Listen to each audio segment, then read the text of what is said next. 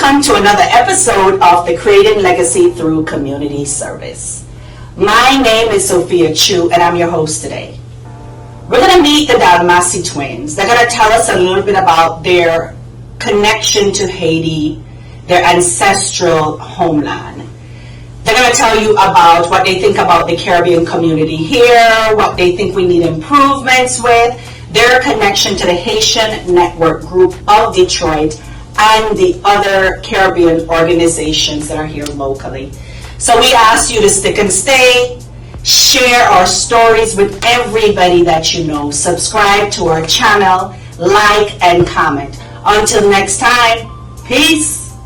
Welcome to another rendition of Creating Legacy Through Community Service. My name is Sophia Chu and I am your host today. Today we are blessed with two beautiful young ladies, the Dalmacy twins. We're going to learn about their names, their place of birth, their culture, and what it means to be Caribbean in America. So I'm going to start with you. If you could tell us your name. Hi, my name is Gabby Dalmacy. And you are? I'm Gaelle Dalmacy. Okay, and where's your place of birth? Either one of you can answer. Oh, Detroit.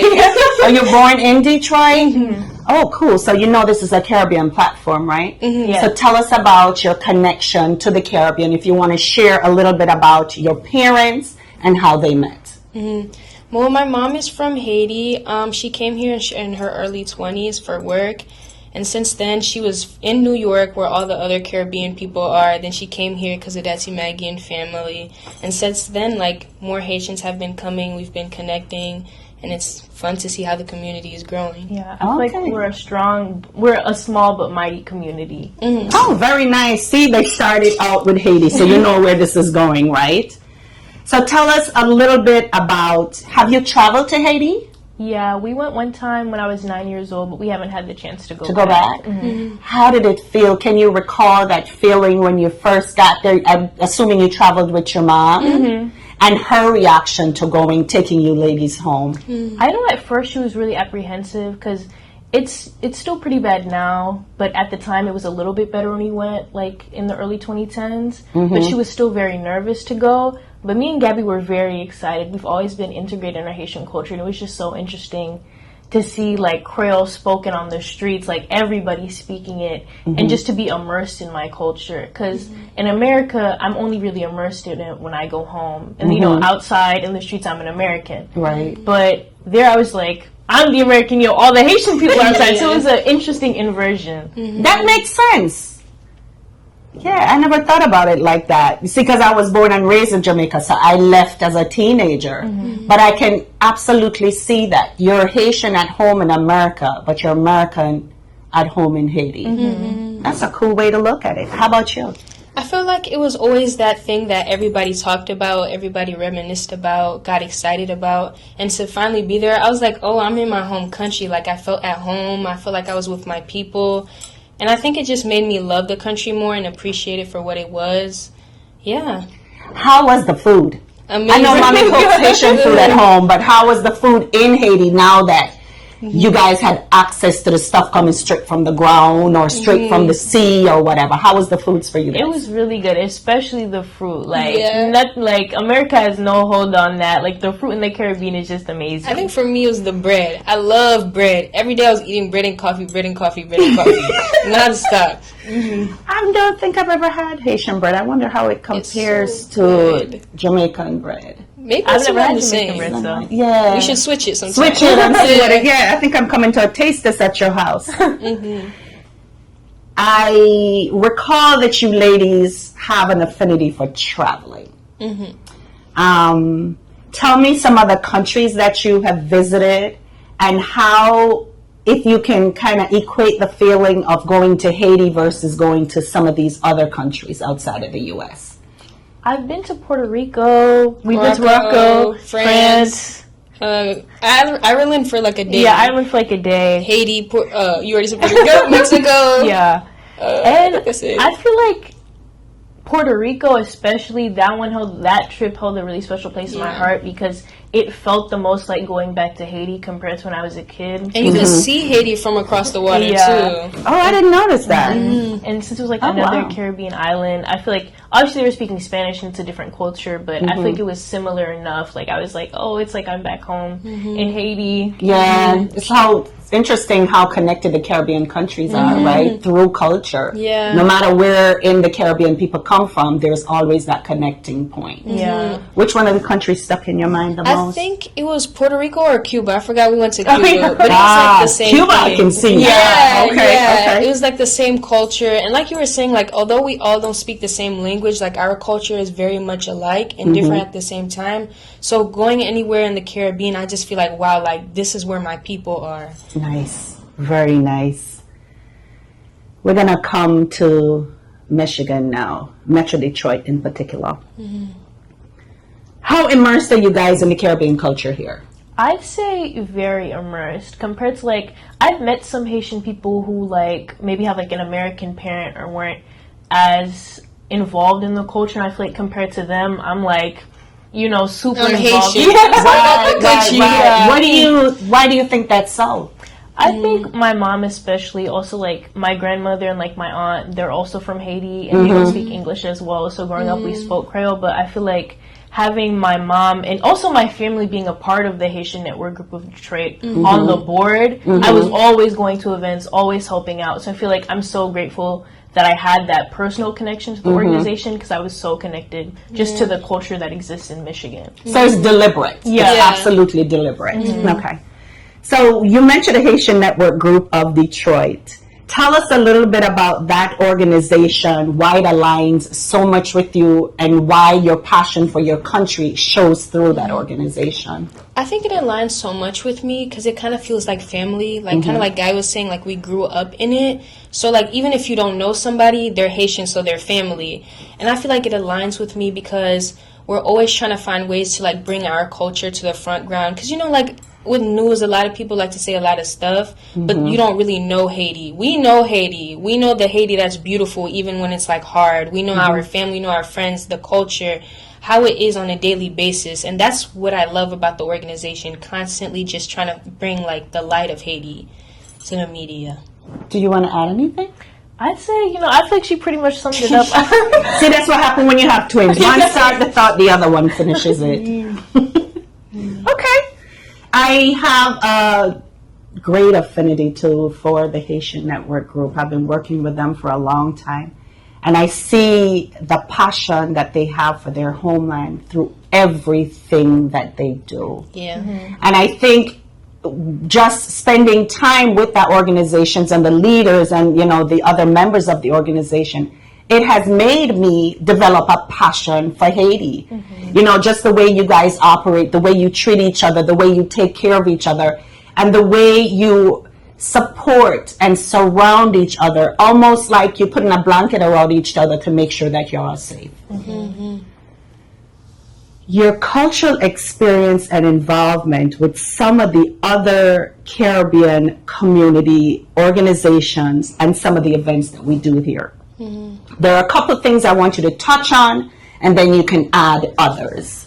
So, for example, we're going to start with you, Madame, Miss Gorgeous over here, Miss Caraval.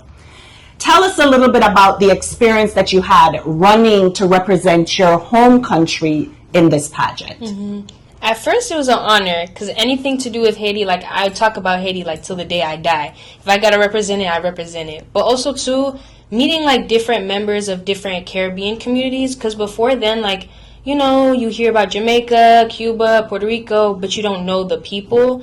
And I think like that gave me a chance to know everybody in the community, the different communities, especially the people my age who are also like passionate about their community. Like I met Jerry Ann, I think her name is.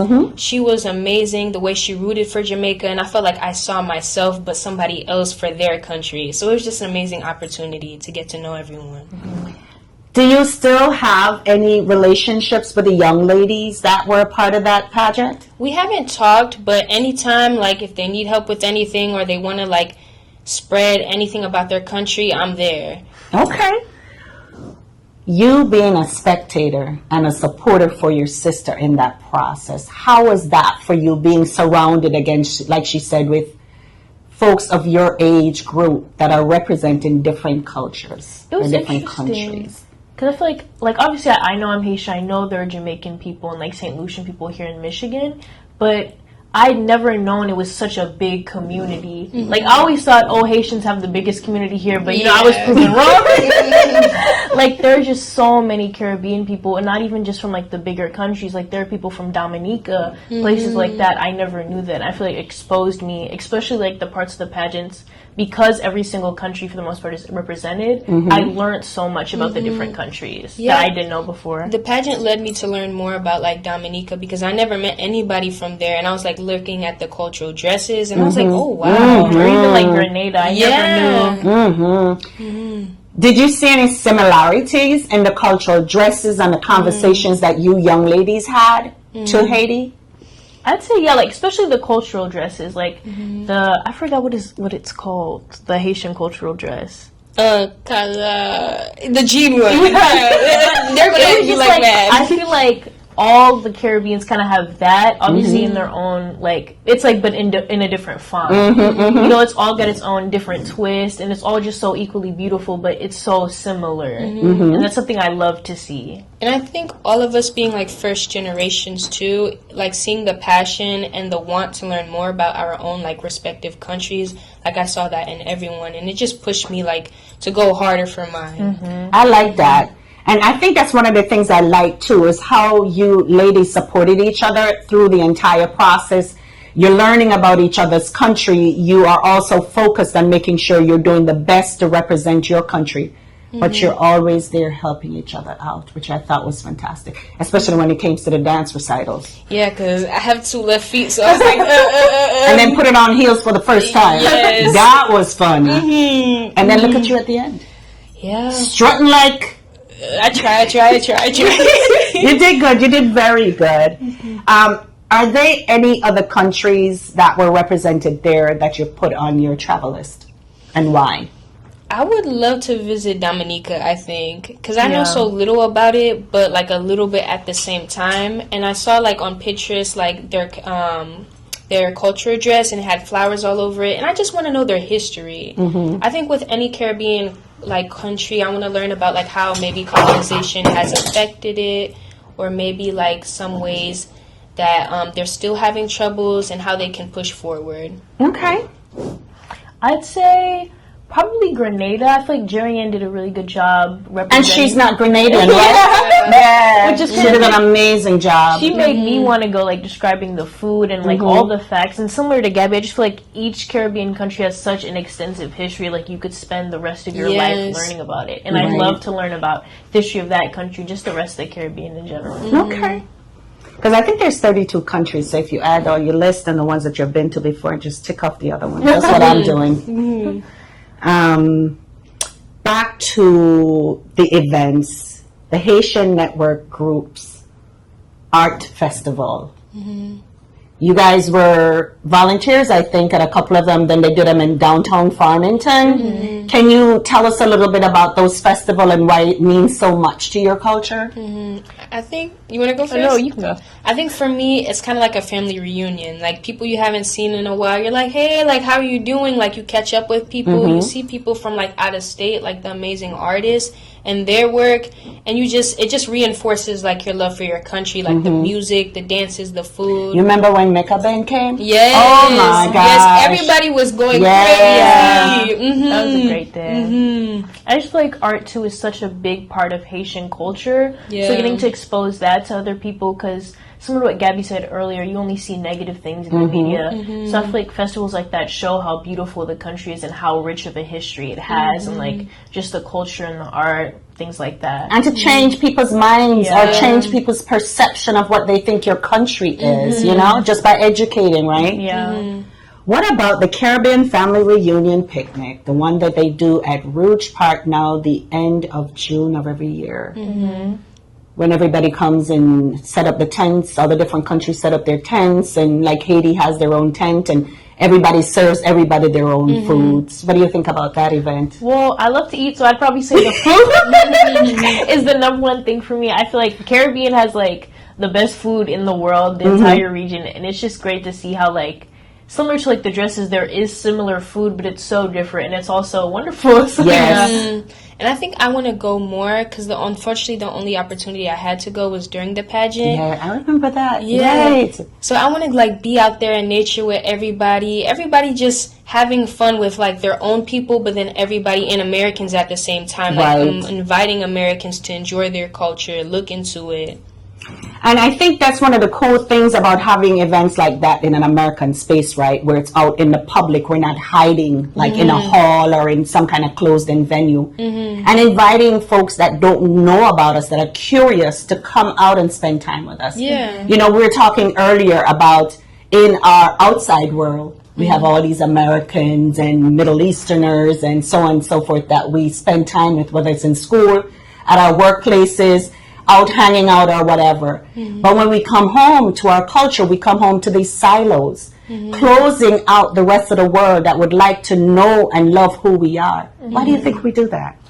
I guess it's just comfortability too, and I think it's the idea like you want to assimilate in public, but you're not scared to show your culture in private. And I feel like especially with the culture of America now, a lot of people are scared, but I feel like you kind of have to do the opposite. You have to share your culture. You have to share all the positive things about it. Otherwise, people are going to think what they want to think because they don't know any better. Right, right. But why are we so different? I mean, what makes us so different? We are like everybody else. We look like everybody else. When we code switch, we sound like everybody else. So why do you think we tend to isolate versus inviting people? Because we go out in their space all day long, but it's like we don't invite people in our space.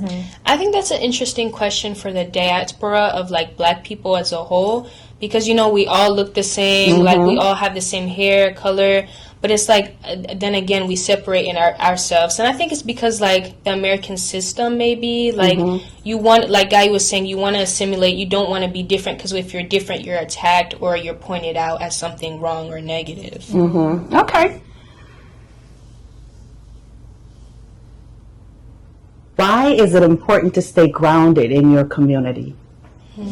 I would say just because, especially being a Haitian American, as someone who wasn't born in the country and whose first language is English, it's a culture that I don't want to forget. Obviously, you know, I was raised in America. A part of who I am is American, but I don't ever want to forget that I'm Haitian. You know, that's first thing first. And when I have my own family and, you know, my great grandkids down the line, I don't want them to think, oh, you know, we're just American people. Right, You know, we're Haitian through and through. And I want to be able to pass that on to future generations.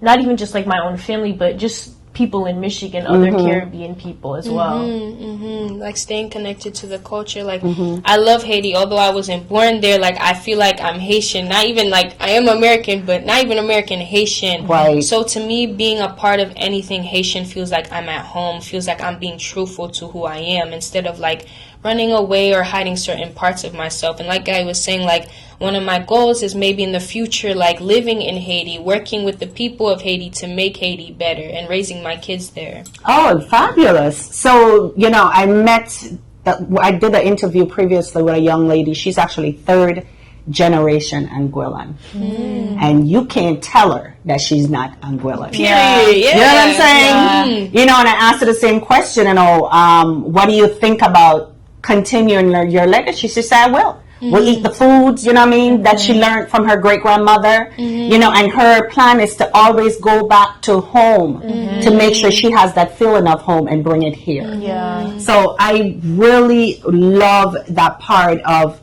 how you young ladies are raised and how you handle yourself and how do you think about your culture, because there are some people that pull so far away from where their beginning is that it's almost sad to have a conversation with them because you can never connect on that soul level, right? So it's very nice to hear you ladies say it. I'm gonna make sure I keep track of it and make sure you continue. All right.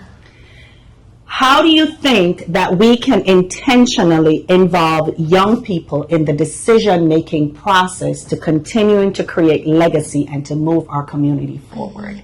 I'd say, bringing them onto boards and, helping them host events like the Caribbean picnic, just because it is a fun thing to do. And I feel like young people want to do fun things. Right. And I feel like that'll encourage them to want to do more. Maybe they're not as into their culture, but seeing, the things that they could host, the things that they could potentially go on to do themselves, it would make them want to be involved. Mm-hmm. That's a good point. Yeah, like truly allowing them to be part of the conversation. Because, sometimes with grown-ups, like, they don't want to hear your opinions, or they're like, Mm-hmm. But we're the ones that's continuing our culture, pushing it forward. So, like, just honestly, truly respecting our choices, listening to our opinions, and allowing us to, like, find ways to include other people into our culture, bring them in. So, yeah. Okay. So you're both in college. Mm-hmm. Do you guys go to the same school? Yeah. Okay. Is there a cultural group or club at the university that you go to that tends to your needs? I'd say no. I know there's a Latino association, but there's Black nothing. group. Yeah, there's a Black Student Alliance, but there's nothing specifically for Caribbean people, and that's something I feel like I miss out on, because I feel like here in Detroit I'm so connected to the community, but in Chicago, like, even though there are a lot of Caribbean Because I'm people, about to say, that's weird. They have a Caribbean kind of vibe in August, in a couple weeks from now. I just feel like I'm not connected to it through my school or anything Right. like that. So I'd love to see, I don't know, maybe I'll have to be the change, but I'd Right. love to see more Caribbean things, And or I- like go out and do those things. And Okay. I think that's something that they could possibly work on too, because here I feel like with all the Caribbean groups here, they actively push to allow Americans come in different groups. But I feel like in Chicago, there's a disconnect. Like, if you're in the community, you'll hear about that. Whereas, like me, I'm Haitian, but I don't hear any Haitian stuff. There's no, like, pages I could follow, maybe newsletters or YouTube videos. Oh, it sounds like y'all about to start something. We have young people here that can help you, the ones that run the organization for Wayne State and then University of Michigan also. Folks that we've interviewed previously that I think you can tap into just to see, just foundationally, right? Yeah. Is it doable? Yeah. And I know they'd help you put together what needs to be done. You know our community, how our community operates, evidently, because you're inside that community. Is there anything that you ladies would like to bring to the forefront now that you think could make us more cohesive as a Caribbean community versus one of Jamaica, Haiti, Trinidad and Tobago, Dominica, Grenada?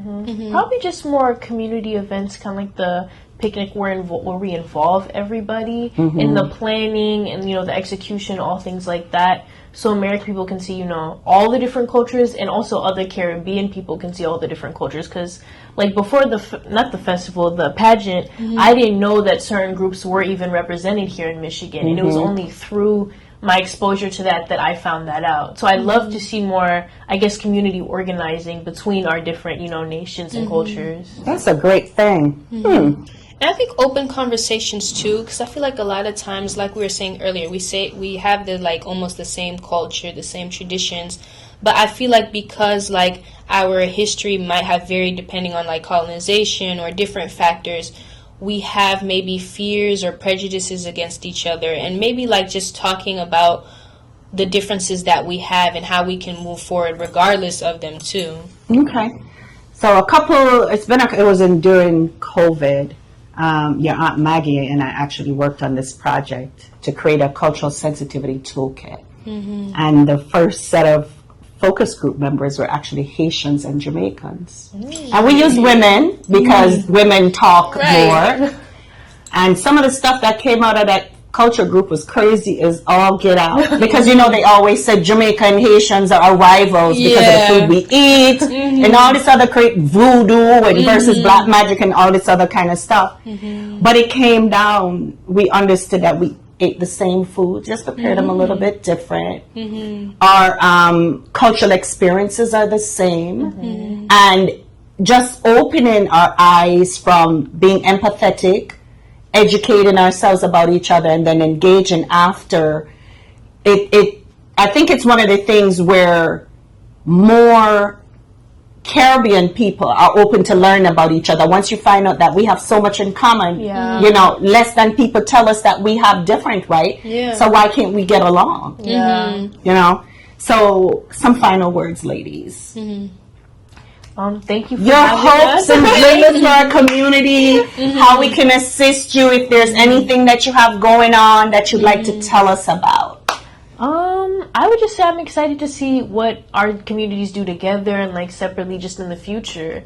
I can't wait. I know there's an event going on Saturday. I'm excited for that. And just like, you know, all the things that go on, because I feel like in Chicago I can feel kind of disconnected, but whenever I come back to Michigan, I come back to my culture, and I just love that we have such a vibrant community here.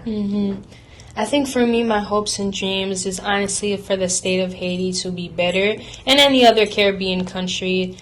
I just hope there's more kindness to each other, more friendship offered to each other, and understanding. I just want my people to be okay. That's my dream. That's good. Ladies, thank you again so much for your time thank you so and your much. words, Thank you. right? I'm in the process of working with, it's always interesting when I say young people. People 45 think they're young people. So I'm working with a group that I've actually interviewed previously, and they want to put together a town hall. So it may very well be like a virtual town hall to invite all the Caribbean American first, second, and third generation Caribbean Americans that are here to have a holistic conversation about where do we go from here. And I'd love to have your voices at the table once we get it organized. I can send you the information if you can pipe in and just voice your opinion too, because we're at the point now that if we don't do something about the legacy that have been created, we're going to lose it. And it needs to frighten all of us.